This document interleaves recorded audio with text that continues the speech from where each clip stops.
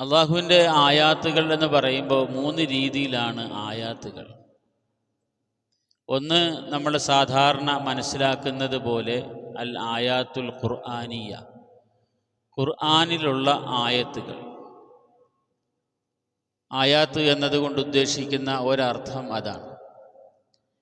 രണ്ടാമത്തെ ഒരർത്ഥം അൽ ആയാത്തു അൽ കൗനിയ, ലോകത്ത് നാം കാണുന്ന അത്ഭുതകരമായ അള്ളാഹുവിൻ്റെ സൃഷ്ടിപ്പുകൾ, സൂര്യൻ, ചന്ദ്രൻ, ഭൂമി, കര, കടൽ, കാറ്റ്, വെളിച്ചം, ഇരുള്, രാത്രി, പകൽ, ഇതെല്ലാം അള്ളാഹു തആല പല സ്ഥലങ്ങളിലായി അള്ളാഹുവിൻ്റെ അത്ഭുതകരമായ ക്രമീകരണങ്ങളാണ്, ഈ ലോകത്ത് നിശ്ചയിച്ചിട്ടുള്ള ക്രമീകരണങ്ങളാണ് എന്ന് പറയുന്നുണ്ട്.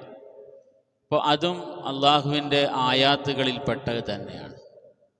ആയാത്തിൻ്റെ മൂന്നാമത്തെ ഒരു ആശയം പ്രവാചകന്മാരിലൂടെ അള്ളാഹു തആല നൽകുന്ന ആയാത്തുകളാണ്. പ്രവാചകന്മാർക്ക് വിശുദ്ധ ഖുർആൻ ഒരു ആയത്താണ്. ആ നിലയ്ക്ക് സാലിഹ് നബിയുടെ ഒട്ടകം ഒരു ആയത്താണ്. അള്ളാഹു തആല മൂസാ നബി അലൈഹി സ്വലാത്തു വസ്സലാമയ്ക്ക് നൽകിയ ആയത്തുകളെ സംബന്ധിച്ച് പറയുന്നിടത്ത് ഫീ തിസ്ഇ ആയാത്തിൻ എന്ന് പറയുന്നുണ്ട്. ഇതിന് തൊട്ടു മുമ്പുള്ള സൂറത്ത് ബനി ഇസ്രായേലിൻ്റെ അവസാനത്തിൽ അള്ളാഹു തആല പറയുന്നുണ്ട്. അപ്പം ഇത് 3 ആയത്തുകളാണ്. ഈ 3 അള്ളാഹു തആല നമ്മളുടെ മുമ്പിൽ വയ്ക്കുന്നത് അള്ളാഹുവിനെക്കുറിച്ച് മനസ്സിലാക്കാൻ വേണ്ടിയിട്ടാണ്. അള്ളാഹുവിനെക്കുറിച്ച് ചിന്തിക്കാനും പഠിക്കാനും മനസ്സിലാക്കാനും വേണ്ടിയിട്ടാണ്. ചിലപ്പോൾ എല്ലാവരുടെ കയ്യിൽ ഈ പറഞ്ഞ എല്ലാ ദൃഷ്ടാന്തവും ശ്രദ്ധയിൽപ്പെട്ടിട്ടുണ്ടാവാം. ചിലർക്കിതെല്ലാം ശ്രദ്ധയിൽപ്പെടണമെന്നില്ല. പക്ഷെ ഇതൊന്നും ശ്രദ്ധയിൽപ്പെടാത്ത ഒരു മനുഷ്യൻ ഈ ലോകത്ത് ബുദ്ധിയോടുകൂടി ജീവിക്കുകയില്ല. സ്വബോധത്തോടുകൂടി ഈ ലോകത്ത് ജീവിക്കുന്ന ഒരു മനുഷ്യൻ ഇതിലെ ഏതെങ്കിലുമൊക്കെ ഈ ദൃഷ്ടാന്തങ്ങൾ അവൻ്റെ ശ്രദ്ധയിൽപ്പെട്ടിട്ടുണ്ടാവും. ഒന്നുമില്ലെങ്കിലും ഈ സൂര്യൻ എന്ന മഹാത്ഭുതം അവൻ്റെ ശ്രദ്ധയിൽ എന്നെങ്കിലും ഒരിക്കൽ വന്നിട്ടുണ്ടാവും.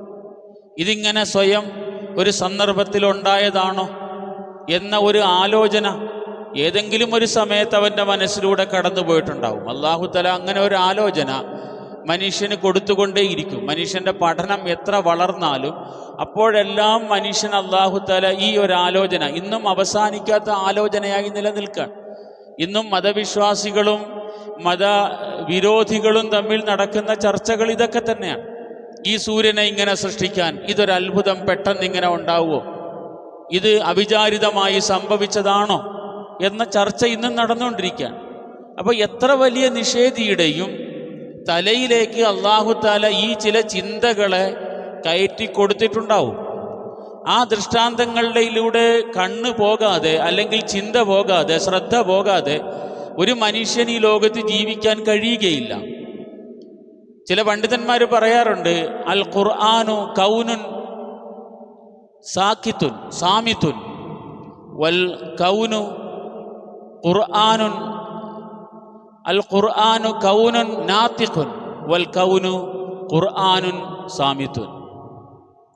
ഖുർആൻ സഞ്ചരിക്കുന്ന പ്രപഞ്ചമാണ്, സംസാരിക്കുന്ന പ്രപഞ്ചമാണ് ഖുർആൻ.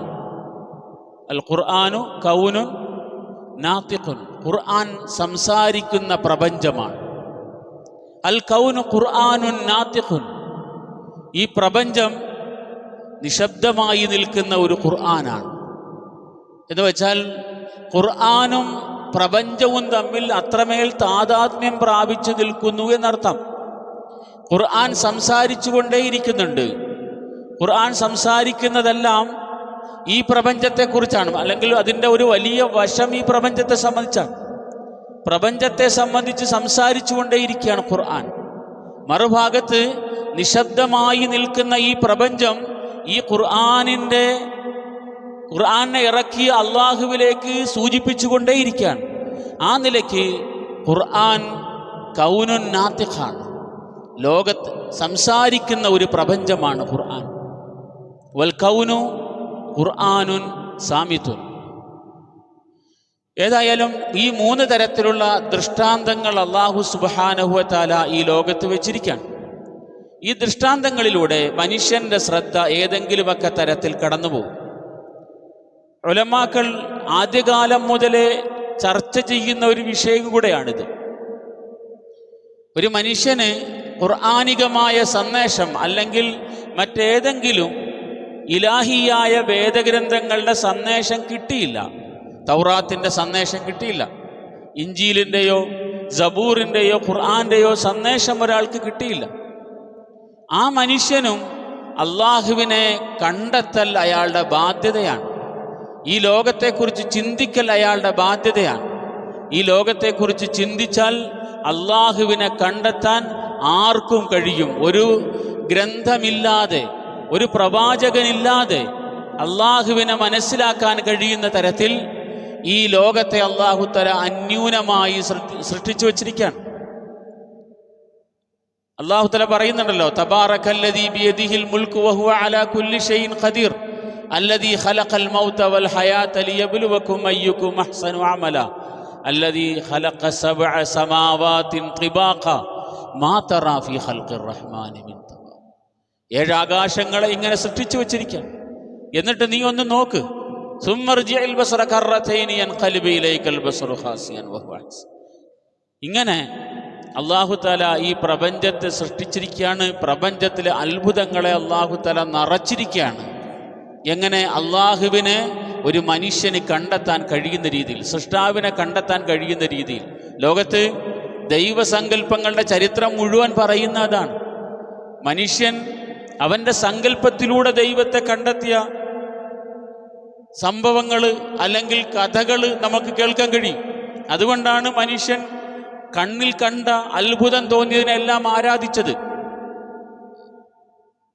നാഗങ്ങളെ, പാമ്പുകളെ ആരാധിച്ചത് അതുകൊണ്ടാണ്, അല്ലെങ്കിൽ സൂര്യനെ ആരാധിച്ചത് അതുകൊണ്ടാണ്. പ്രകൃതിയിൽ കാണുന്ന പ്രതിഭാസങ്ങളെ എല്ലാം മനുഷ്യൻ ആരാധിച്ചത് അതുകൊണ്ടാണ്. ഇപ്പം ദൈവസങ്കല്പം എന്ന് പറയുന്നത് മനുഷ്യൻ്റെ മനസ്സിൽ അങ്ങനെ കടന്നു വരുന്ന ഒരു ചിന്തയാണ്. അതുണ്ടായിക്കൊണ്ടേയിരിക്കും. അല്ലാഹു തആല ഈ 3 ദൃഷ്ടാന്തങ്ങളെയും വെച്ചുകൊണ്ടാണ് ഈ ഒരു കാര്യം പറയുന്നത് എന്നാണ് ഖുർആൻ വ്യാഖ്യാതാക്കൾ പറയുന്നത്. എന്ന് വെച്ചാൽ വമൻ അദ്ലമു മിമ്മൻ, ആരാണ് ഏറ്റവും വലിയ അക്രമി, ദുഃഖിറ ബി ആയാതി റബ്ബി, അള്ളാഹുവിൻ്റെ ആയാത്തുകളിലൂടെ അവൻ ഓർമ്മിപ്പിക്കപ്പെടുന്നു. അള്ളാഹുവിൻ്റെ ആയത്തുകൾ അവനെ ഓർമ്മിപ്പിക്കുന്നു. അഥവാ സൂര്യനും ചന്ദ്രനും നക്ഷത്രങ്ങളുമെല്ലാം അവനോട് അള്ളാഹുവിനെ കുറിച്ച് പറഞ്ഞുകൊണ്ടേയിരിക്കുന്നു. വിശുദ്ധ ഖുർആൻ്റെ ആയത്തുകൾ അവൻ്റെ മുമ്പിൽ പാരായണം ചെയ്യപ്പെടുന്നു. അല്ലെങ്കിൽ ആ ആയാത്തുകൾ അവന് കേൾക്കാൻ അവസരമുണ്ടാകുന്നു. അല്ലെങ്കിൽ പ്രവാചകന്മാരിലൂടെ അല്ലാഹു തആല ലോകത്തിന് കാണിച്ച അത്ഭുതങ്ങളെ സംബന്ധിച്ച് അറിവ് കിട്ടുന്നു. ഈ പറയപ്പെട്ട ഏതെങ്കിലും ആയാത്തുകൾ ഒരു മനുഷ്യൻ്റെ മുമ്പിൽ വന്ന് എന്നിട്ടും ഫഅറദ അൻഹ, ഇതൊന്നും ആലോചിക്കേണ്ട കാര്യം എനിക്കില്ല എന്ന് വെച്ചൊരാൾ അവഗണിച്ചു പോയാൽ അവനേക്കാൾ വലിയ അക്രമിയാണ്.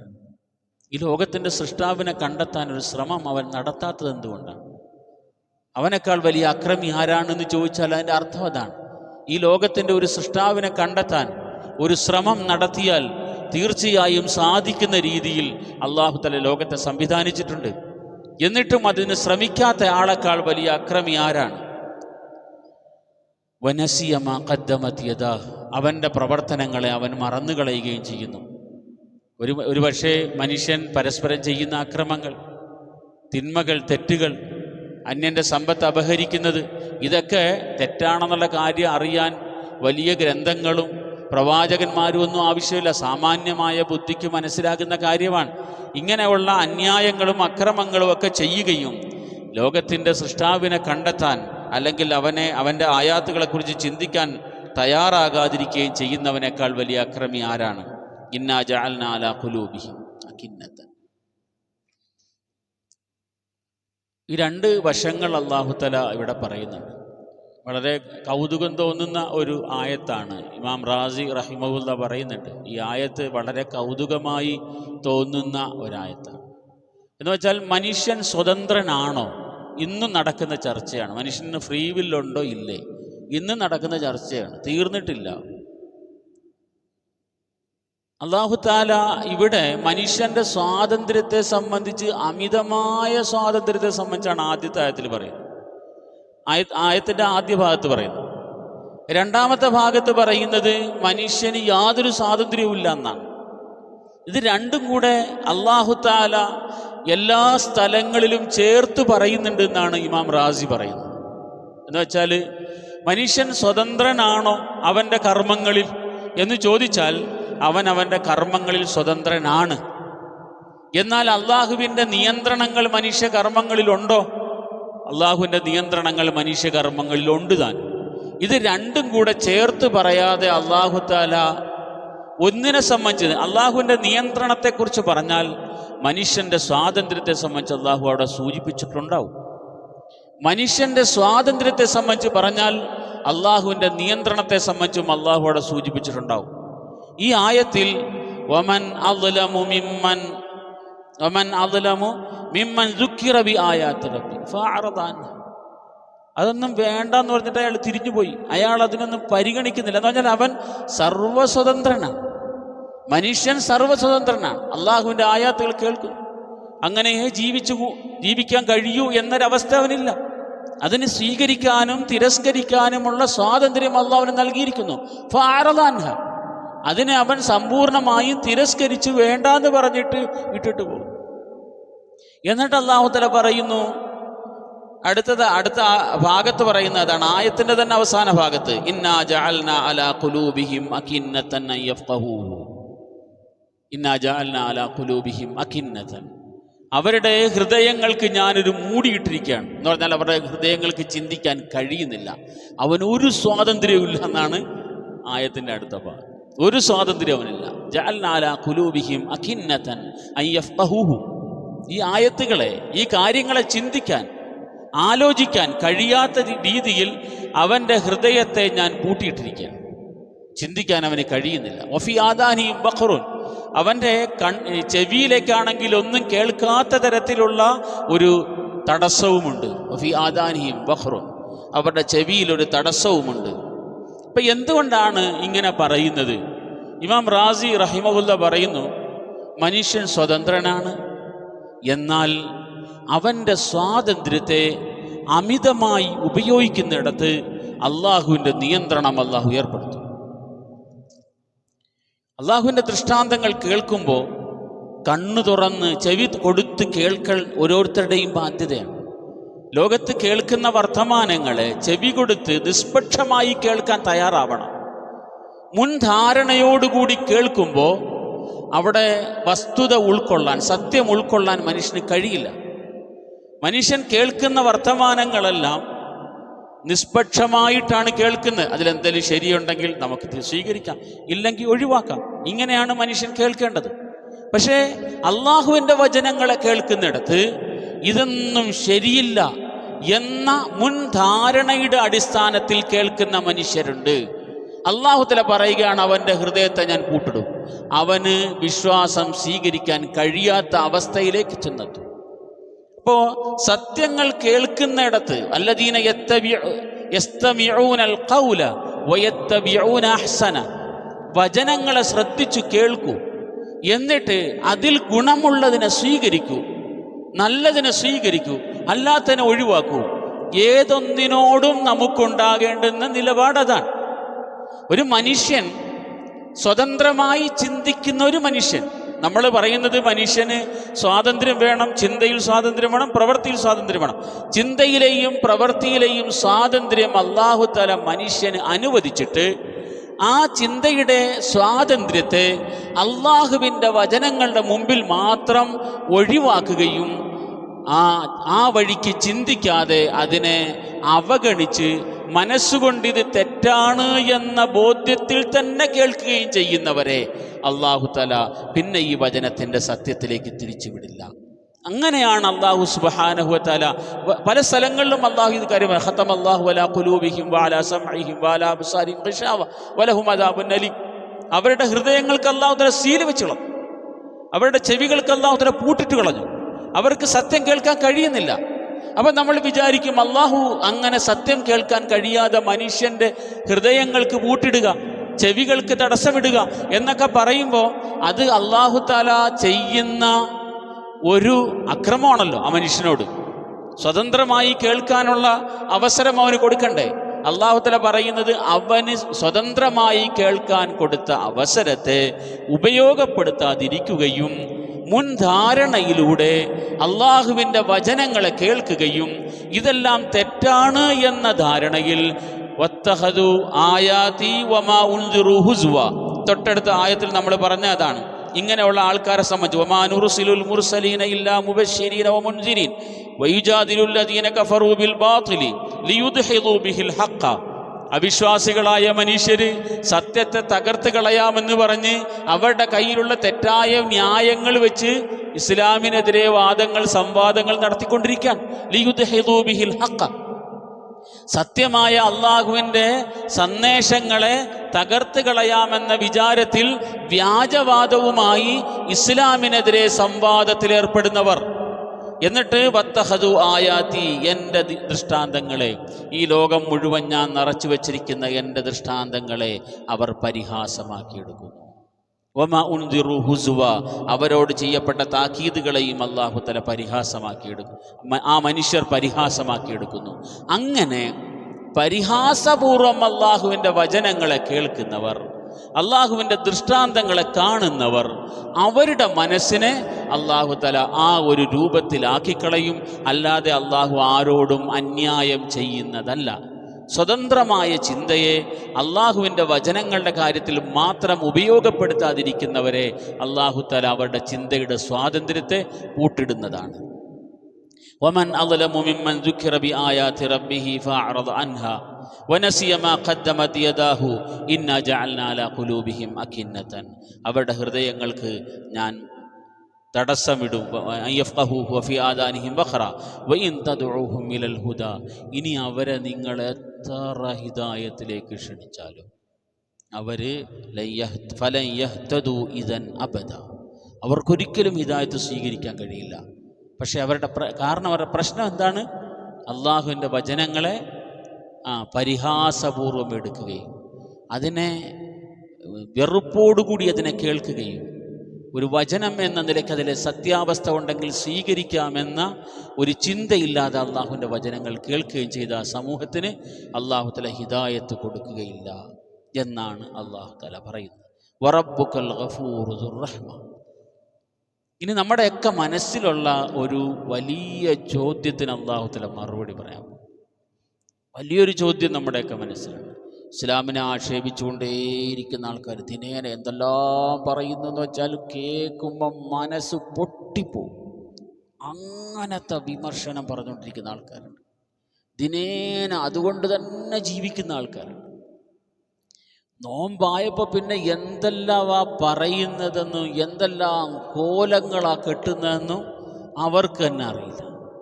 നോമ്പാവുമ്പോൾ വലിയ ചൂടുകാലത്തുള്ള നോമ്പ് ഇത് ആളെ കൊല്ലുന്ന കർമ്മമാണ് എന്നൊക്കെ പറഞ്ഞ് എല്ലാ വർഷവും ഭയങ്കരമായ പ്രശ്നം ഉണ്ടാക്കും. ആരെങ്കിലും ഒരാളൊന്ന് മരിച്ചു കാണാൻ ഇങ്ങനെ കൊതിയോടെ കാത്തിരിക്കുക. പക്ഷെ എന്ത് ചെയ്യാനാ, മരിക്കണ്ടേ? മരിക്കാത്തതിൻ്റെ സങ്കടത്തിലാണ് ഈ പറഞ്ഞ ആൾക്കാർ. കഴിഞ്ഞ കൊല്ലം ആരോ ഒരാളൊന്ന് മരിച്ചു കിട്ടി, വേറെന്തോ കേസായിരുന്നു. പെട്ടെന്ന് തന്നെ എല്ലാം കൂടെ നോമ്പ് കൊന്നതാണ്, അള്ളാഹു കൊന്നതാണെന്നൊക്കെ ഓർമ്മയുണ്ടോന്ന് എനിക്കറിയത്തില്ല. ഓർമ്മയുണ്ടോ? ഇങ്ങനെ കുറേ മനുഷ്യരുണ്ട്. പരിഹാസമോടെ പരിഹാസം, പരിഹാസത്തിൻ്റെ പിറകെ പരിഹാസം. ഇങ്ങനെ വേറൊരു ഭാഗത്ത് മനുഷ്യനെ കൊല്ലുന്ന, കുഞ്ഞുങ്ങളെ കൊല്ലാൻ ഒരു കരുണയുമില്ലാത്ത കാട്ടാളന്മാർ നാളുകളായിട്ട് കൊന്നു തീർത്തുകൊണ്ടേയിരിക്കാൻ മനസ്സ് പൊട്ടുന്ന കാഴ്ചകൾ നമ്മൾ കണ്ടുകൊണ്ടേയിരിക്കുകയാണ്. അല്ലാഹു തആല എന്താണ് ഇടപെടാത്തത്? അല്ലാഹു തആല എന്താണ് ഇടപെടാത്തത്? അല്ലാഹു തആല പറയുകയാണ് റബ്ബുക്കൽ ഗഫൂറു ദുർ റഹ്മ. അല്ലാഹു തആല അല്ലാഹുവിൻ്റെ നടപടികൾക്ക് അല്ലാഹു തീരുമാനിച്ച ഒരു സമയമുണ്ട്. വജഅൽനാ ലി മഹ്ലികിഹിം മൗഇദ എന്ന് പറഞ്ഞിട്ടാണ് അല്ലാഹു തആല നിർത്തുന്നത്. ഈ സമൂഹത്തിനൊക്കെ ഒരു ദാരുണമായ പതനമുണ്ട്, അതിലൊരു തർക്കവുമില്ല. ദാരുണമായ പതനം വരാനിരിക്കുന്നുണ്ട്. പക്ഷേ നമ്മൾ വിചാരിക്കുന്ന വേഗതയൊന്നും അതിന് ഉണ്ടാകില്ല. അതിന് അള്ളാഹു തീരുമാനിച്ചൊരു സമയമുണ്ട്. ഇപ്പോൾ ഒരു ഒരു ഒരു നാട്ടിൽ അല്ലെങ്കിൽ ഒരു വ്യക്തിയിൽ ഒരു തിന്മ അല്ലെങ്കിൽ ഒരു വളരെ മോശമായ പ്രവൃത്തി ഉണ്ടാകുന്നതിൻ്റെ പേരിൽ അള്ളാഹു തആല അപ്പം തന്നെ വടിയെടുത്ത് ഇറങ്ങുകയാണെങ്കിൽ നമ്മുടെ അവസ്ഥ എന്താവും എന്ന് ആലോചിച്ച് നോക്കുക. നമ്മുടെ അവസ്ഥ എന്താവും? നമ്മുടെ അവസ്ഥ എന്താവും? അത് തന്നെയാണ് നമ്മൾ മനസ്സിലാക്കാനുള്ള അടിസ്ഥാനപരമായത് മനസ്സിലാക്കിയത്. അല്ലാഹു സുബ്ഹാനഹു വ തആലയ്ക്ക് എല്ലാത്തിനും അതിൻ്റെതായ വജഅൽനാ ലിമഹ്ലികിഹിം മൗഇദ, എല്ലാത്തിനും അള്ളാഹു ഒരു സമയം വെച്ചിട്ടുണ്ട്. റബ്ബുക്കൽ ഗഫൂർ ദുർ റഹ്മ, അള്ളാഹു കരുണയുള്ളവനാണ്, അള്ളാഹു തആല പുറത്തു കൊടുക്കുന്നവനാണ്. ഗഫൂർ എന്ന വാക്ക് ആ ആശയത്തിൻ്റെ പരമാവധിയെ സൂചിപ്പിക്കുന്ന പദമാണ്. എത്രത്തോളം പൊറുക്കാൻ പറ്റുമോ അത്രത്തോളം പൊറുക്കും. മുബാലഗയുടെ പദം എന്ന് പറയും അറബിയിൽ. ആ പാപമോചനം എന്ന സ്വഭാവത്തെ എത്രത്തോളം പ്രകടിപ്പിക്കാൻ പറ്റുമോ അത്രമേൽ പ്രകടിപ്പിക്കുന്ന പദമാണ് ഗഫൂർ. റബ്ബുക്കൽ ഗഫൂർ ദുർ റഹ്മ. ഇവിടെ മഗ്ഫിറത്തും മർഹമത്തും പറഞ്ഞു. റമദാൻ ആദ്യത്തെ 10 അങ്ങനെ പറയാറുണ്ടല്ലോ, റഹ്മത്താണ് പിന്നെ മഗ്ഫിറത്താണ്. ഇത് പരസ്പരം വിരുദ്ധമായ സാധനങ്ങളോ ഒന്നും അല്ല കേട്ടോ, അത് വേറെ വിഷയം. അല്ലാഹു തആല ഇവിടെ രണ്ടിനെയും കൂടെ ചേർത്ത് പറഞ്ഞിരിക്കുക. അല്ലാഹു തആല കരുണയുള്ളവനാണ്, ഒരുപാട് പുറത്തു കൊടുക്കുന്നവനുമാണ്. അപ്പം ഒരു മനുഷ്യൻ്റെ ഭാഗത്ത് നിന്നും തെറ്റുണ്ടായി, ഒരു പ്രാവശ്യം ഉണ്ടായി, 2 പ്രാവശ്യം ഉണ്ടായി, വീണ്ടും വീണ്ടും വീണ്ടും വീണ്ടും ഉണ്ടായി, വീണ്ടും വീണ്ടും വീണ്ടും ഉണ്ടായി, നമ്മിൽ നിന്നെല്ലാം ഉണ്ടായിക്കൊണ്ടേയിരിക്കുകയാണ്, വീണ്ടും വീണ്ടും വീണ്ടും വീണ്ടും ഉണ്ടായിക്കൊണ്ടേയിരിക്കുകയാണ്. അതെല്ലാം അല്ലാഹു തആല റഹ്മത്ത് കൊണ്ട് ഇങ്ങനെ വെച്ചിരിക്കുകയാണ്. ഇനിയും പലതും നമ്മിൽ നിന്നും സംഭവിക്കും. അള്ളാഹുവിൻ്റെ റഹ്മത്ത് കൊണ്ട് അല്ലാഹു തആല വീണ്ടും നമ്മളെങ്ങനെ വെച്ചുകൊണ്ടേയിരിക്കും എന്ന് പറഞ്ഞാൽ നമുക്ക് കിട്ടുന്ന സാവകാശം, നമ്മൾ തെറ്റുകൾ ചെയ്തു കഴിയുമ്പോഴും അല്ലാഹു തആല അതിൻ്റെ പേരിൽ നടപടിയെടുക്കാതെ നമുക്ക് തന്നുകൊണ്ടേയിരിക്കുന്ന സാവകാശം ലോകത്ത് അള്ളാഹുവിൻ്റെ മുഴുവൻ സൃഷ്ടികൾക്കും അല്ലാഹു തആല കൊടുക്കുകയാണ്. എല്ലാവർക്കും അല്ലാഹു തആല ആ സാവകാശം കൊടുക്കും. മക്കയിൽ നിന്നും മദീനയിലേക്ക് സഹാബാക്കൾ എല്ലാവരും ഹിജ്റ ചെയ്ത് പോയി. ഏകദേശം എല്ലാവരും മദീനയിലെത്തി. എന്നിട്ടും മദീനയിലേക്ക് പോകാൻ കഴിയാതെ പെട്ടുപോയ കുറേ സഹാബാക്കളുണ്ടായിരുന്നു. വലീദ് ബിനുൽ വലീദിനെ പോലെ, ഖാലിദ് ബിൻ വലീദ് റളിയല്ലാഹു അൻഹുവിൻ്റെ സഹോദരൻ വലീദ് ബിനുൽ വലീദ്, അങ്ങനെ കുറേ സഹാബാക്കളുണ്ടായിരുന്നു. നബി സല്ലല്ലാഹു അലൈഹി വസല്ലം തങ്ങളുടെ മനസ്സിലെ ഒരു വലിയ ടെൻഷനായിരുന്നു ഈ പറയപ്പെട്ട ആൾക്കാർ. നമ്മളെല്ലാം മക്ക വിട്ടു മദീനയിലെത്തി, സമാധാനം, ഒരു വിധത്തിലൊരു സമാധാനം. ചരിത്രം നമ്മൾ മുമ്പ് പറഞ്ഞിട്ടുണ്ട്, നബി സ്വല്ലല്ലാഹു അലൈഹി വസല്ലം തങ്ങളുടെ മദീന ജീവിതം അത്ര സമാധാനമുള്ള ജീവിതമൊന്നും ആയിരുന്നില്ല. നമ്മൾ സാധാരണ മനസ്സിലാക്കുന്ന പോലെ ഒന്നും ആയിരുന്നില്ല. അവിടെ ഉണ്ടായിരുന്നു ഇങ്ങനെ മുനാഫിക്കുകളായിട്ടും ജൂതന്മാരായിട്ടും ഇങ്ങനെ കുത്തിത്തിരിപ്പുകാർ കൂടെ നിന്ന് ഉണ്ടായിരുന്നു. ഏതായാലും ദേഹോപദ്രവത്തിന് മാറ്റം വന്നു. അപ്പോഴും ഈ വലീദ് ബിൻ വലീദിനെ പോലെ കുറേ പാവങ്ങൾ, ഖാലിദ് ബിൻ വലീദിൻ്റെ സഹോദരനാണ്, വലീദ് ബിൻ മുഗീറയുടെ മകനാണ്. വലീദ് ബിൻ മുഗീറ എന്ന് പറഞ്ഞാൽ ഏറ്റവും വലിയ കടുത്ത എതിരാളിയാണ്.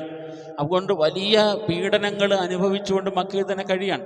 മുസ്ലിം തങ്ങൾ ദുആ ചെയ്തിട്ടുണ്ട്, അല്ലാഹുമ്മ അൻജിൽ വലീദ് ബിനുൽ വലീദ്, അല്ലാഹുവേ വലീദ് ബിൻ വലീദിന് നീ രക്ഷ നൽകണേ എന്ന് പറഞ്ഞ റസൂലുള്ളാഹി സ്വല്ലല്ലാഹു അലൈഹി വസല്ലം ദുആ ചെയ്യുമായിരുന്നു.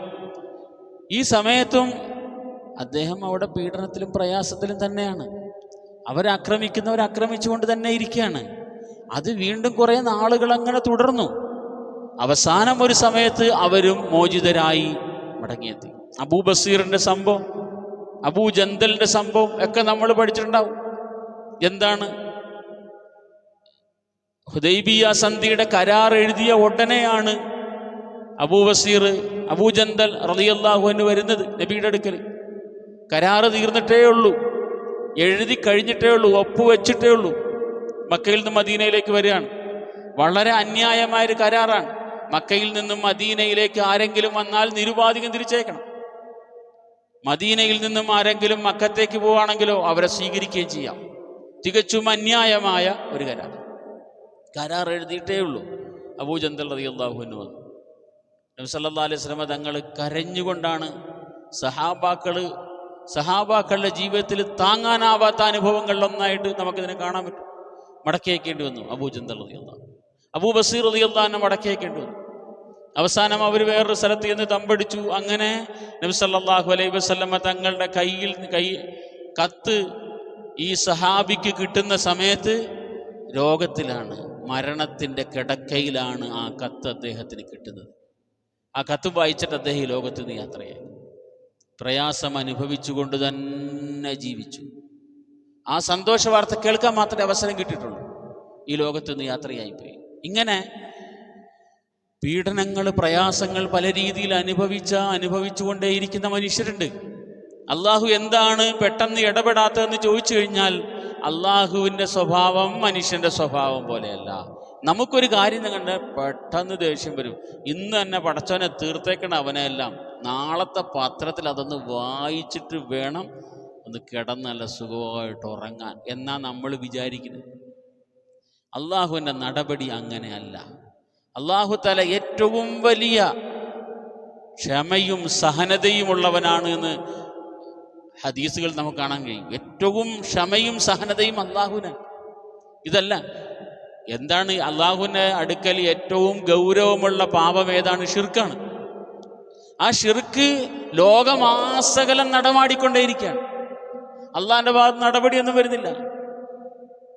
മുമ്പ് കഴിഞ്ഞ വർഷം നമ്മൾ ഇതുപോലത്തെ ക്ലാസ്സുകളിൽ പറഞ്ഞിട്ടുള്ളതാണ്. ഈമാൻ ഗൈബുമായി ബന്ധപ്പെട്ട് നിൽക്കുന്നതാണ്. അപ്പോൾ ഉണ്ടാകുന്ന നടപടി ഗൈബിയായ വിശ്വാസത്തിന് എതിരായി മാറും. ഇപ്പോൾ ഫലസ്തീനിൽ ഗസയിൽ 4 ആളെ കൊന്നു, അന്ന് തന്നെ നടപടി ഉണ്ടായി. മുസ്ലിങ്ങളെ ആരുപദ്രവിച്ചാലും ഉടൻ നടപടിയാ. എന്താ സംഭവിക്കുന്നത്? എല്ലാവരും മുസ്ലിമാവും. മുസ്ലിങ്ങൾക്ക് എവിടെയെങ്കിലും പട്ടിണിയുണ്ടോ? ഇല്ല. കാരണം അള്ളാഹിൻ്റെ അടുത്ത ആൾക്കാരല്ലേ, മുസ്ലിങ്ങളല്ലേ. അള്ളാഹു തആല വയറ് നിറച്ച് തിന്നാൻ കൊടുത്തിരിക്കുകയാണ്. പണിയൊന്നും എടുക്കണ്ട, ചുമ്മാ ഇരുന്ന് കഴിക്കാം. ലോകത്തുള്ള എല്ലാവരും മുസ്ലിങ്ങളായിരിക്കും. മുസ്ലിങ്ങളല്ലേ, അള്ളാഹുവിൻ്റെ ആൾക്കാരല്ലേ, ആർക്കും രോഗം വരില്ല. എന്താ സംഭവിക്കുക? എല്ലാവരും മുസ്ലിങ്ങളാ. അള്ളാഹു അങ്ങനെയുള്ള മുസ്ലിങ്ങളല്ല, അങ്ങനെയുള്ള വിശ്വാസികളല്ല അള്ളാഹു ഉദ്ദേശിക്കുന്നത്. ഗൈബിയായിട്ട് അല്ലദീന യുമിനൂന ബിൽ ഗൈബ് വയുഖീമുന സ്വലാ വമിമ്മാ റസഖനാഹും യുൻഫിഖൂൻ. കാണാത്ത ഒരു അള്ളാഹുവിനെ വിശ്വസിക്കുന്നു. ആ അള്ളാഹു ഉണ്ടെന്നുള്ള ബോധ്യത്തോടെ അള്ളാഹിൻ്റെ മുമ്പിലാണ് എന്ന ധാരണയിൽ, ആ ഒരു സങ്കല്പത്തിൽ യുഖീമുന സ്വലാ, നമസ്കാരം നിർവഹിക്കുന്നു. എന്നിട്ട് അധ്വാനിച്ചുണ്ടാക്കിയ പൈസ എടുത്തിട്ട് ഇങ്ങനെ കൊടുക്കുന്നു. അതാണ് മുഅ്മിനീങ്ങൾ. അപ്പം ആ സമയത്ത് അള്ളാഹുവിൻ്റെ ഇടപെടലുകൾ മനുഷ്യൻ്റെ ഓരോരോ കാര്യങ്ങളിൽ, മുസ്ലിമീങ്ങളുടെ ഓരോരോ കാര്യങ്ങളിൽ അള്ളാഹുവിൻ്റെ ഇടപെടൽ ഇങ്ങനെ ഉണ്ടായിക്കൊണ്ടേയിരുന്നാൽ പിന്നെ ഈമാനുൽ ഗൈബ് എന്ന് പറഞ്ഞൊരു സംഗതി ഇല്ല. എല്ലാം ഈമാനു ഷഹാദയായിട്ട് മാറും. കണ്ട് വിശ്വസിക്കലാവും. മുസ്ലിങ്ങൾക്ക് ആർക്കും രോഗമില്ല. പിന്നെ രോഗം വരാതിരിക്കാൻ ഹോസ്പിറ്റലിൽ പോകണം. അപ്പോൾ ഈ പറഞ്ഞ പോലെ എക്സർസൈസ് ചെയ്യണം. എന്താ മനുഷ്യൻ എത്ര നേരമാണ് കിടന്ന് വിയർത്തിട്ട് രോഗം വരാതിരിക്കാൻ വേണ്ടി, അല്ലെ, നല്ല ആരോഗ്യത്തോടു കൂടി ജീവിക്കാൻ വേണ്ടി കിടന്ന് അധ്വാനിക്കുന്ന അധ്വാനത്തിന് വല്ല കണക്കുണ്ടോ? വല്ല ആവശ്യമുണ്ടോ? അഷ്ഹദു അൻ ലാ ഇലാഹ ഇല്ലല്ലാഹ് അഷ്ഹദു അന്ന മുഹമ്മദ് റസൂലുള്ളാഹ് എന്ന് പറഞ്ഞാൽ പിന്നെ രോഗമില്ല, പട്ടിണിയില്ല, പ്രയാസങ്ങളില്ല, ആരും ആക്രമിക്കാൻ വരില്ല. ആരെങ്കിലും ആക്രമിക്കാൻ വന്നാലെന്നല്ല, ഒന്ന് തുറിച്ചു നോക്കിയാൽ ഉടനെ അള്ളാഹു വരുന്നു, അടിക്കുന്നു, തകർക്കുന്നു, തീർക്കുന്നു. ആ അവസ്ഥയിലായി കഴിഞ്ഞപ്പോൾ എന്താണ് ഇത്? സ്കൂളിൽ പഠിക്കാൻ പോയ മോൻ്റെ കാര്യത്തിൽ ഉപ്പ എടുക്കുന്ന നടപടി പോലെയാണ് മുസ്ലിങ്ങളുടെ കാര്യത്തിൽ അള്ളാഹുടെ നടപടി എന്ന് വിചാരിക്കണ്ട. സ്കൂളിൽ പഠിക്കാൻ പോയ മോനെ ടീച്ചർ അല്ലെങ്കിൽ മാഷ് തല്ലിയാൽ എന്താവും? അന്നേരം തന്നെ തുണിയൊക്കെ മടക്കി കൊടുത്തിട്ടൊരു പോക്കുണ്ട്. പിന്നെ എന്താ സംഭവിക്കുമെന്ന് പറയാനൊക്കത്തില്ല. ആ മാതിരി നടപടിയൊന്നും പടച്ചവൻ്റെ ഭാഗത്ത് നിന്ന് പ്രതീക്ഷിക്കരുത്. അള്ളാഹു തആല പറയുകയാണ്, റബ്ബുക്കൽ ഗഫൂറു ദുർ റഹ്മ. അള്ളാഹു തആല വലിയ കാരുണ്യമുള്ളവനാണ്. അള്ളാഹു തആല നന്നായി പുറത്തു കൊടുക്കുന്നവനാണ്. ആ കാരുണ്യവും അള്ളാഹുവിൻ്റെ മഗ്ഫിറത്തിൻ്റെ ഒക്കെ പേരിൽ അള്ളാഹുവിനെ നിഷേധിക്കുന്നവർ, അള്ളാഹിൻ്റെ ആയാത്തുകളെ നിഷേധിക്കുന്നവർ, അള്ളാഹുവിനെ പരിഹസിക്കുന്നവർ, അള്ളാഹുവിൻ്റെ അനുഗ്രഹങ്ങൾ മുഴുവൻ അനുഭവിച്ച് അള്ളാഹുവിൻ്റെ ആയാത്തുകളെ പരിഹസിക്കുന്നവർ, ഇവരെല്ലാവരും വീണ്ടും പന പോലെ വളർന്നുകൊണ്ടേയിരിക്കും. നാളെയും കേൾക്കാം കുറച്ചുകൂടെ എങ്ങനെയാണിത് കടുപ്പം കൂട്ടാൻ പറ്റുന്നതെന്നുള്ള ഗവേഷണമാണ് ഇപ്പം നടന്നുകൊണ്ടിരിക്കുന്നത്. കാരണം പഴയതുപോലെ ഒന്നും അങ്ങോട്ട്, കാരണം കേട്ട് മടുത്തല്ലോ. ഇനി അതിനേക്കാളും കടുപ്പം കൂടിയത് വേണം. അങ്ങനെ ആൾക്കാർ ചെയ്തുകൊണ്ടേയിരിക്കുകയാണ്. കേൾക്കുന്നവർക്ക് വലിയ പ്രയാസങ്ങൾ ഉണ്ടാകുന്നുണ്ട്, മനസ്സുകൊണ്ട് വലിയ പ്രയാസങ്ങൾ ഉണ്ടാകുന്നുണ്ട്. പക്ഷെ അള്ളാഹുവാണ് ഏറ്റവും കരുണയുള്ളവൻ, അള്ളാഹുവാണ് ഏറ്റവും സഹനതയുള്ളവൻ, അള്ളാഹുവാണ് ഏറ്റവും വിട്ടുവീഴ്ച ചെയ്യുന്നവൻ, അള്ളാഹുവാണ് ഏറ്റവും പുറത്തു കൊടുക്കുന്നവൻ.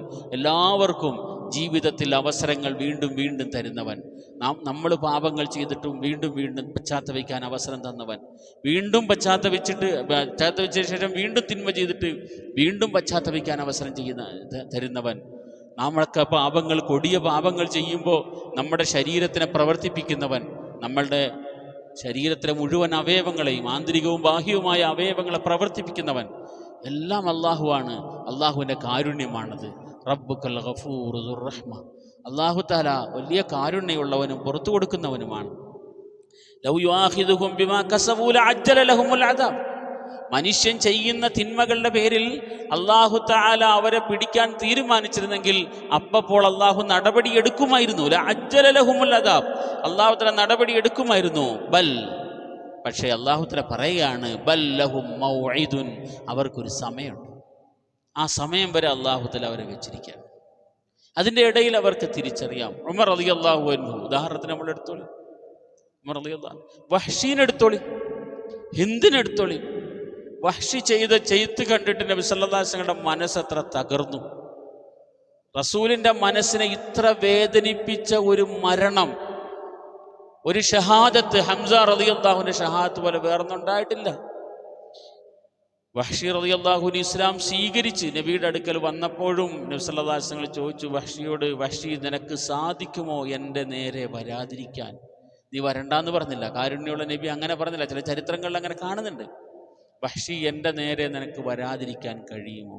എൻ്റെ മുമ്പിൽ വരാതിരിക്കാൻ കഴിയുമോ? കാരണം നിന്നെ കാണുമ്പോൾ എനിക്ക് ഹംസ റളിയല്ലാഹു അൻഹുവിനെ ഓർമ്മ വരികയാണ്. ഓർക്കാതിരിക്കാൻ കഴിയില്ല. ഒന്ന് ആലോചിച്ച് നോക്കുക. വഹ്ശി റളിയല്ലാഹു അൻഹു ആണ്. ഹംസ റളിയല്ലാഹു അൻഹുവിനെ ഇത്രമേൽ ക്രൂരമായി കൊല ചെയ്തു. നബി സല്ലല്ലാഹു അലൈഹി വസല്ലം തങ്ങളുടെ ജീവിതത്തിലെ ഏറ്റവും വലിയ ദുഃഖങ്ങളിൽ ഒന്നായിരുന്നു ഹംസ റളിയല്ലാഹു. വഹ്ശിയോട് അന്ന് അള്ളാഹു തആല നടപടി എടുത്തിരുന്നെങ്കിൽ നമ്മളൊന്ന് ആലോചിച്ചു. ലഹും മൗഇദുൻ, അള്ളാഹു ഒരു സമയം എല്ലാവർക്കും കൊടുത്തിട്ടുണ്ട്. ലഹും മൗഇദുൻ, ബൽ ലഹും മൗഇദുൻ, അള്ളാഹു ഒരു സമയം കൊടുത്തിട്ടുണ്ട്. ഹിന്ദിൻ്റെ കാര്യത്തിൽ അള്ളാഹു തആല അങ്ങനെ ഒരു നടപടി എടുത്തിരുന്നെങ്കിൽ ആലോചിച്ചു. ഹിന്ദ് പിന്നീട് ഇസ്ലാം സ്വീകരിച്ചു. അബൂ സുഫിയാൻ നബി സല്ലല്ലാഹു അലൈഹി വസല്ലം തങ്ങൾക്കെതിരെ മക്കയിലും മക്ക വിട്ട് മദീനയിലെത്തിയ ശേഷവും നബിക്കെതിരെ പല നീക്കങ്ങൾ നടത്തി. മദീനക്കെതിരെ ആക്രമിക്കാൻ വേണ്ടിയിട്ട് വന്നു. അഹ്സാബ് യുദ്ധമൊക്കെ അതാണ്. ഖുറൈശികൾ ഒറ്റയ്ക്ക് നോക്കിയിട്ട് നടക്കാത്തത് കൊണ്ട് കിട്ടാവുന്ന സംഘങ്ങളെല്ലാം കൂട്ടിയിട്ട് വലിയൊരു പടയെടുത്തിട്ട് മദീനയ്ക്ക് നേരെ വന്നാണ്. പക്ഷേ ഇന്ന് നമ്മൾ അബൂ സുഫിയാൻ എന്തെന്നാ പറയാ? റളിയല്ലാഹു അൻഹു എന്ന് പറയും. അബൂ സുഫിയാൻ റളിയല്ലാഹു അൻഹു എന്ന് പറയും. ഹിന്ദ് റളിയല്ലാഹു അൻഹ എന്ന് പറയും. അള്ളാഹു തആല അവസരം കൊടുത്തു. അപ്പൊ തെറ്റുകള്, കൊടിയ പാതകങ്ങള് ചെയ്യുന്ന മനുഷ്യന് അള്ളാഹു തആല എന്തുകൊണ്ട് ഇവനെയൊക്കെ ഇനിയും വെച്ചിരിക്കുന്നു, ഇവന്റെ വിഷയത്തിൽ അള്ളാഹ് എന്താ നടപടി എടുക്കാത്തത് എന്ന് ആലോചിക്കുന്നുണ്ടെങ്കിൽ അവർക്ക് അള്ളാഹു മറുപടി പറയുകയാണ്, റബ്ബുക്കൽ ഗഫൂർ ദുർ റഹ്മ. അള്ളാഹു തആല മാപ്പാക്കുന്നവനാണ്. അള്ളാഹു തആല കാരുണ്യമുള്ളവനാണ്. ലൗ യുആഖിദുഹും ബിമാ കസബൂ ലഅജ്ജല ലഹുമുൽ അദാബ്. അവരുടെ ഓരോ കർമ്മത്തിനനുസരിച്ച് അള്ളാഹു തആല നടപടി എടുത്തിരുന്നെങ്കിൽ അവർക്കെതിരെ പെട്ടെന്ന് ശിക്ഷ നടപ്പിലാക്കുമായിരുന്നു. നടപ്പിലാക്കാൻ അള്ളാഹ്ക്ക് കഴിയാത്ത കൊണ്ടല്ല.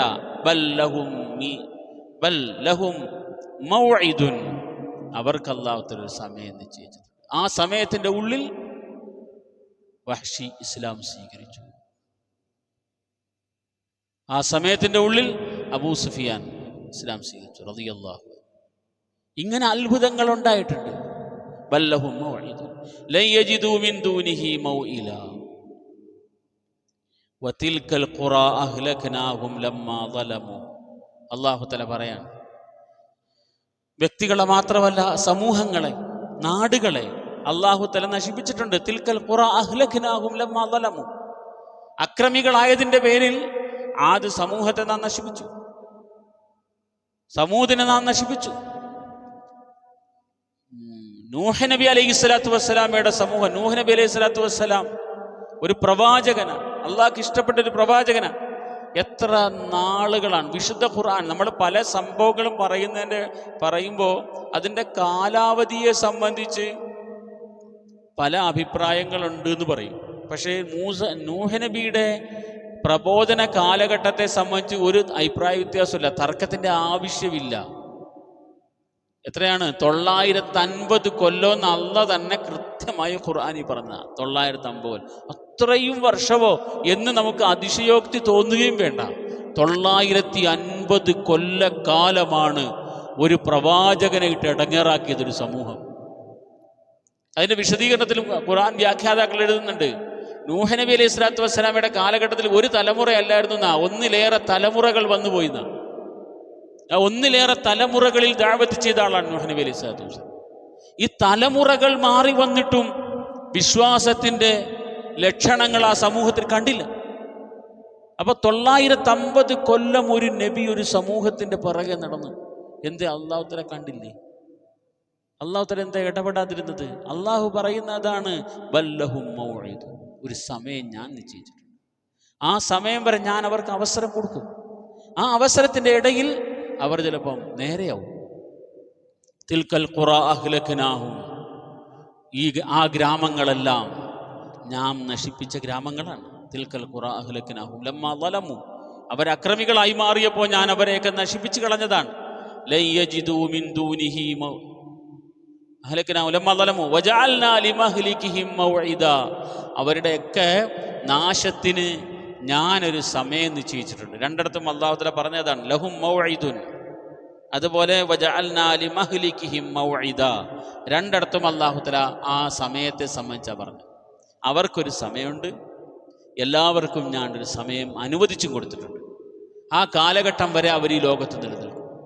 അതിൻ്റെ ഇടയിൽ ചരിത്രങ്ങൾ മാറി മറിയും, പലതരത്തിലുള്ള മാറ്റങ്ങളുണ്ടാകും. ആ മാറ്റങ്ങൾക്ക് അല്ലാഹു തആല ഓരോ വ്യക്തികൾക്കും അവസരം കൊടുക്കും, ഓരോ സമൂഹത്തിനും അവസരം കൊടുക്കും. ആ മാറ്റങ്ങൾ സ്വീകരിക്കാൻ തയ്യാറാകുന്നവർ അവർ വലിയ സൗഭാഗ്യവാന്മാരായിട്ട് മാറുകയും ചെയ്യും. ഗസയുടെ സംഭവം ഇന്നും നമ്മളെ വിഷമിപ്പിച്ചുകൊണ്ടേയിരിക്കുകയാണ് നാളുകളായിട്ട്. പക്ഷെ 950 കൊല്ലമൊന്നും ആയിട്ടില്ല. ഒരു പ്രവാചകനെ ഇട്ട് ഒരു സമൂഹം ഇടങ്ങേറാക്കിയ കാലഘട്ടം അള്ളാഹു പറഞ്ഞ 950 കൊല്ലമാണ്. ഇതിൻ്റെ ഇടയിൽ ഷഹാദത്ത് സ്വീകരിച്ച് അള്ളാഹുവിലേക്ക് പോകുന്ന ആൾക്കാരുണ്ട്. ത്യാഗങ്ങളെയെല്ലാം ക്ഷമയോടുകൂടി നേരിടുന്നവരുണ്ട്. അവർ ആ ക്ഷമയുടെ പ്രതിഫലം നേടിക്കൊണ്ടേയിരിക്കുന്നുണ്ട്. പക്ഷേ ഒരു സമയത്ത് വജഅൽനാ ലിമഹ്ലികിഹിം മൗഇദാ, വിശുദ്ധ റസൂൽ സല്ലല്ലാഹു അലൈഹി വസല്ലം തങ്ങൾ പറഞ്ഞിട്ടുണ്ട്, അത് സംഭവിച്ചിരിക്കും, ഒരു സംശയമില്ല അത്. പക്ഷെ അതെന്നാണ് നമ്മൾ ധൃതി വെച്ചിട്ട് കാര്യമൊന്നുമില്ല. ആരെങ്കിലും എവിടെയെങ്കിലും അനങ്ങി അന്നേരം മഹദി വന്നു എന്നും പറഞ്ഞിട്ട് നമ്മളിങ്ങനെ പ്രതീക്ഷിച്ച് മഹദീനെ കാത്ത് ഇങ്ങനെ ഇരിക്കുകയാണ്. മഹദി വരേണ്ട സമയമാകുമ്പോൾ അല്ലേ, നമ്മൾ ധൃതി വെച്ചാലൊന്നും വരില്ല. വജഅൽനാ ലിമഹ്ലികിഹിം മൗഇദാ, അള്ളാഹു തീരുമാനിച്ച സമയമാകുമ്പോൾ അള്ളാഹുവിൻ്റെ തീരുമാനങ്ങൾ ഈ ലോകത്ത് നടക്കും. പക്ഷേ ഇതിൻ്റെ അർത്ഥം എന്താണ്? നമ്മളൊന്നും മിണ്ടണ്ട എന്നാണോ? നമ്മളൊന്നും ചെയ്യേണ്ട എന്നാണോ? ഇപ്പോൾ മഹദിയെ സംബന്ധിച്ച്, ഉദാഹരണത്തിന് മഹദിയെ സംബന്ധിച്ച് പറയുന്നിടത്ത് തന്നെ മുസ്ലിങ്ങളിൽ പല കാഴ്ചപ്പാടുകാരുണ്ട്. ചിലർ പറയുന്ന മഹദിയെക്കുറിച്ച് മിണ്ടണ്ട എന്നാണ്, ചിലർ പറയുന്ന മഹദിയെക്കുറിച്ച് തന്നെ പറഞ്ഞാൽ മതി എന്നാണ്, വേറെ ചിലർ പറയുന്ന മഹദി വരുമോ വരാതിരിക്കുകയോ ചെയ്യട്ടെ എന്നാണ്. ഇതിൽ മൂന്നാമത്താണ് ശരി എന്ന് പറഞ്ഞാൽ വരാതിരിക്കുകയോ വരാതിരിക്കുക ആ ഒരു ആശയത്തിലല്ല ഞാൻ പറഞ്ഞത്. ചിലർ പറഞ്ഞ മഹദിയെക്കുറിച്ച് പറഞ്ഞാൽ എല്ലാവരും ഇനി മഹദിയിൽ മാത്രം പ്രതീക്ഷ വെച്ചിട്ട് എന്തായി പോവും, മിണ്ടാതിരിക്കും. മഹദിയിലൂടെ അല്ലേ പരിഹാരമുള്ളൂ, ഞാൻ നോക്കിയിട്ട് കാര്യമില്ലല്ലോ. ഇനി മഹദി വന്നാലേ പരിഹാരമുള്ളൂ, ഞാനിനി എന്താ ചെയ്യാനുള്ളത്? എനിക്കൊന്നും ചെയ്യാനില്ല, ഇനി മഹദി വരും ചെയ്തോളൂ, ഞാനിങ്ങനെ എൻ്റെ കാര്യം നോക്കി സുഖമായിട്ട് ജീവിച്ചാൽ മതി എന്ന ഒരു വിചാരത്തിലേക്ക് ചില ആൾക്കാരെത്തുന്നുണ്ട്. അതുകൊണ്ട് മഹദിയെക്കുറിച്ച് മിണ്ടണ്ട എന്ന് പറഞ്ഞ ചില ആൾക്കാരിരിക്കുന്നുണ്ട്. ഇത് രണ്ടും ശരിയായ രീതിയല്ല. മഹദി എന്ന് പറഞ്ഞൊരു സംഗതി ഉണ്ടാകുമെന്ന് ഒരു വ്യക്തി വരുമെന്ന് ധാരാളം ഹദീസിലൂടെ സ്ഥിരപ്പെട്ടതാണ് എന്നും അതിൻ്റെ പേരിൽ എല്ലാം മഹദിയെ ഏൽപ്പിച്ച് നമ്മൾ ദഅവത്ത് അതുപോലുള്ള സമൂഹത്തിന് പരിഷ്കരണ പ്രവർത്തനങ്ങളിലൊന്നും ഏർപ്പെടാതെ ഇരുന്നാൽ മതി, മഹദി എല്ലാം ചെയ്തോളൂ എന്ന് വിചാരിക്കുന്നത് തെറ്റാണ് എന്നും മഹദി എന്ന് പറയുന്ന വ്യക്തി ഉണ്ടാകും, അദ്ദേഹം വരും, അദ്ദേഹത്തിലൂടെ അത്ഭുതങ്ങൾ ലോകത്തുണ്ടാകും. ലോകം മുഴുവൻ അക്രമം കൊണ്ട് നിറഞ്ഞിടത്ത് അല്ലാഹു തആല നീതി കൊണ്ട് ലോകത്തെ നിറയ്ക്കും. അത് ഈ വ്യക്തിയിലൂടെ ആയിരിക്കും എന്നൊക്കെ റസൂലുള്ളാഹി സ്വല്ലല്ലാഹു അലൈഹി വസല്ലം പറഞ്ഞു. ലോകം മുഴുവൻ അക്രമം കൊണ്ട് ഇങ്ങനെ നിറഞ്ഞുകൊണ്ടിരിക്കുകയാണ്. അതിൻ്റെ ഒരു സമയമാകുമ്പോൾ ലോകം മുഴുവൻ നീതി കൊണ്ട് നിറയ്ക്കാൻ ഒരു മഹദി വരും. ലോകം മുഴുവൻ ദാരിദ്ര്യം കൊണ്ട് പ്രയാസപ്പെടുമ്പോൾ ആ സാമ്പത്തികമായി ആശ്വാസം തരുന്നത് മഹദിയിലൂടെ ആയിരിക്കും, ഉണ്ടാകുന്ന മഹദിയിലൂടെ ആയിരിക്കും എന്നൊക്കെ പറഞ്ഞു. സാമ്പത്തികമായി പ്രയാസം വരാൻ ഇനി വലിയ സമയമൊന്നും വേണ്ട. അതെങ്ങനെയാണ്? കാരണം ആരുടെയും പൈസ ഇല്ലല്ലോ, പൈസ എവിടെയോ ഇരിക്കുകയല്ലേ. ഈ അടുത്തൊരാൾ പറഞ്ഞത് ഉക്രൈനിൽ ഒരു ബോംബ് പൊട്ടിയപ്പോൾ ഷെയർ മാർക്കറ്റിൽ 4 ബോംബാണ് പൊട്ടിയത്.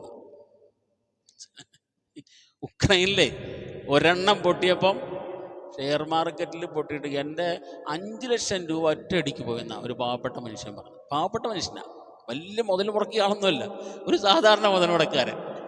ഒറ്റ ബോംബിൽ. ഇതാണ് സമ്പത്തിൻ്റെ അവസ്ഥ. ഇതാണ്. അത് ദാരിദ്ര്യത്തിലേക്ക് പോകാൻ വലിയ സമയമൊന്നും വേണ്ട. ഏതെങ്കിലും ഒരു ബാങ്ക് നഷ്ടത്തിലാണെന്ന് കേട്ടാൽ മതി, കഴിഞ്ഞ് മുഴുവൻ ബാങ്ക് ഒരിടയ്ക്ക് നമ്മൾ കേട്ടതാണല്ലോ, ഇടപെടാന്ന് വീഴുന്ന കേട്ടില്ലേ ബാങ്കുകളെല്ലാം. സാമ്പത്തിക സ്ഥിതിയെല്ലാം അങ്ങനെയാണ്, എവിടെയോ ഒക്കെ നിൽക്കുകയാണ്. ആരുടെ കയ്യിലും പൈസ ഒന്നുമില്ല. അതെല്ലാം ഒറ്റയടിക്ക് പോകാൻ അധികം സമയമൊന്നും വേണ്ട. പേടിപ്പിക്കുകയല്ലോ കേട്ടോ, ഇനി അത് പേടിക്കണ്ട, കിടക്കുന്നത് കിടന്നോട്ടെ. അപ്പോൾ ഇങ്ങനെ ഒന്ന് വരും. അതിൻ്റെ അർത്ഥം നമ്മളൊന്നും ചെയ്യണ്ടെന്നല്ല, നമ്മൾ ചെയ്യേണ്ടത് ചെയ്തുകൊണ്ടേയിരിക്കണം. ദഅവത്ത് നമ്മുടെ ഉത്തരവാദിത്തമാണ്. സമൂഹത്തിൻ്റെ നന്മയ്ക്ക് വേണ്ടിയുള്ള അധ്വാനം നമ്മളുടെ ബാധ്യതയാണ്. നമ്മൾ ചെയ്യേണ്ടതെല്ലാം ചെയ്യണം. അതിൻ്റെ പൂർത്തീകരണത്തിൽ മഹ്ദി എത്തും എന്ന് വിചാരിക്കാം. ആ നിലയിലാണ് നമ്മളതിനെ കാണേണ്ടത്. അല്ലാഹു സുബ്ഹാനഹു വ തആല കാര്യങ്ങൾ നന്നായി മനസ്സിലാക്കാൻ തൗഫീഖ് ചെയ്യട്ടെ. അല്ലാഹു തആല വലിയ കാരുണ്യമുള്ളവനാണ്. അല്ലാഹു തആല നന്നായി മാപ്പാക്കുന്നവനാണ്. ജീവിതത്തിൽ വന്നുപോയ പാപങ്ങളും ജീവിതത്തിൽ വന്നുപോയ വീഴ്ചകളും എല്ലാം അല്ലാഹുവിനോട് പറയാൻ, മാപ്പ് ചോദിക്കാൻ ഏറ്റവും നല്ല സന്ദർഭത്തിലുമാണ് നമ്മളുള്ളത്. അല്ലാഹു സുബ്ഹാനഹു വ തആല അല്ലാഹുവിൻ്റെ ആ വിശാലമായ കാരുണ്യം ഈ റമളാൻ അവസാനിക്കുമ്പോൾ നമുക്ക് നൽകി അനുഗ്രഹിക്കട്ടെ. അല്ലാഹുവിൻ്റെ ആ പാപമോചനത്തിലും അല്ലാഹു തആല നമ്മെ എല്ലാവരെയും ഉൾപ്പെടുത്തട്ടെ. വആഖിറു ദഅവാനാ അൽഹംദുലില്ലാഹി റബ്ബിൽ ആലമീൻ. സുബ്ഹാനക അല്ലാഹുമ്മ വബിഹംദിക അഷ്ഹദു അൻ ലാ ഇലാഹ ഇല്ല അൻത അസ്തഗ്ഫിറുക